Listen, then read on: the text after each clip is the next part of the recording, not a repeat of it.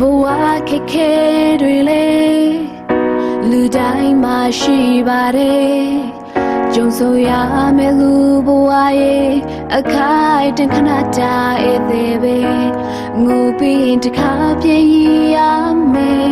ရေပြီးရင်တစ်ခါပြေးငိုရမယ်ဘဝဟာလဲလဲနေပါပဲတငယ်ချင်းရဲ့ဖြစ်ပြီးပြန်မှာပဲဒါလူဘဝသဘောတွေပဲဒုက္ခအားလုံးတလဲစီရှိတယ်ဖြစ်လာတဲ့ပြည့်လိုက်ရုံပဲဘယ်တော့မှအတူထောက်ရှုံးမပေးနဲ့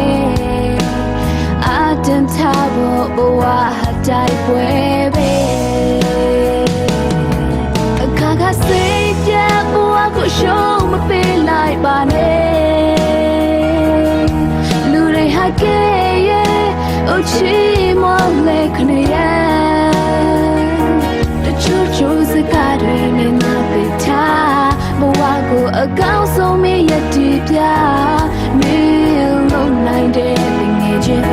ဘဝကိုအရှုံးမပေးပါနဲ့ဘဝဆိုတာအနေတလဲမြင်တလဲအခွေကောက်